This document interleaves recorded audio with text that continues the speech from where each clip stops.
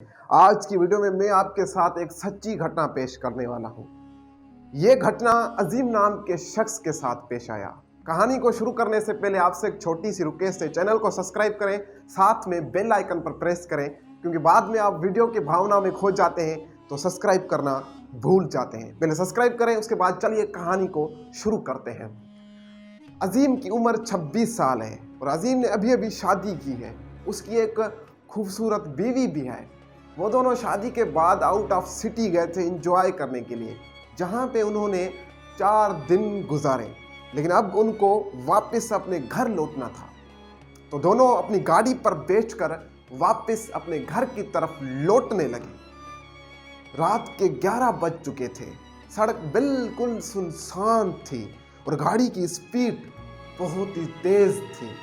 جب وہ جا رہے تھے تو عظیم نے دیکھا کہ اس کے گاڑی کے سامنے ایک عورت سفید رنگ کی ساڑی پہن کر روڈ پہ کھڑی ہے اور دونوں ہاتھوں سے اشارہ دے رہی ہے کہ گاڑی کو روکو۔ یہ دیکھ کر عظیم کی بیوی نے عظیم کو کہا کہ گاڑی مت روکنا، یہ کوئی چال ہو سکتی ہے لوٹ مار کی، تم گاڑی چلاتے رہو۔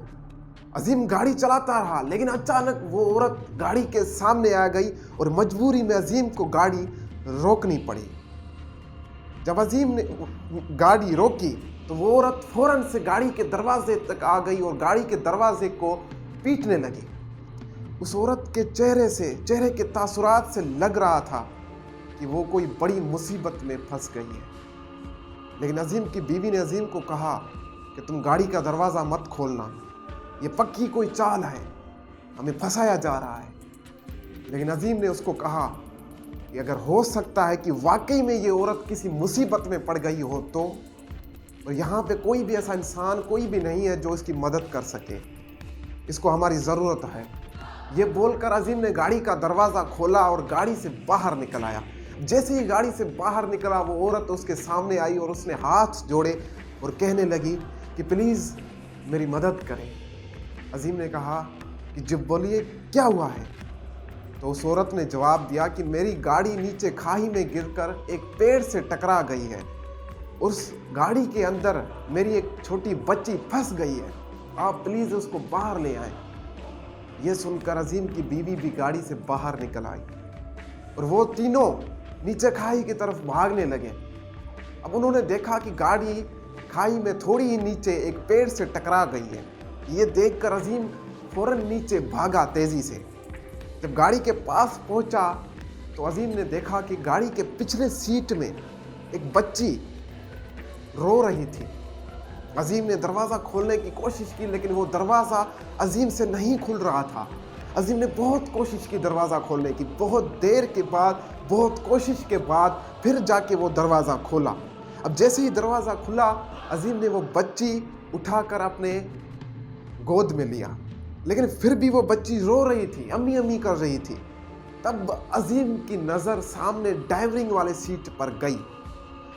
عظیم نے وہ بچی نیچے رکھ کے سامنے بھاگا اور سامنے والے شیشے سے دیکھنے کی کوشش کرنے لگا، لیکن سامنے والا شیشہ بہت ہی دھندلا تھا، جس کی وجہ سے عظیم کو وہ دکھ نہیں رہا تھا۔ عظیم نے اپنے کپڑے سے وہ شیشے کو صاف کیا اور جو دیکھا تو عظیم کے پیروں تلے زمین نکل گئی، عظیم کے رونگٹے کھڑے ہو گئے۔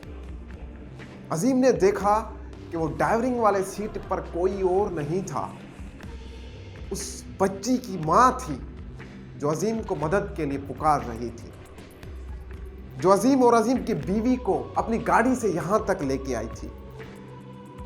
اس عورت کے ماتھے سے خون بہہ رہا تھا اور وہ عورت مر چکی تھی۔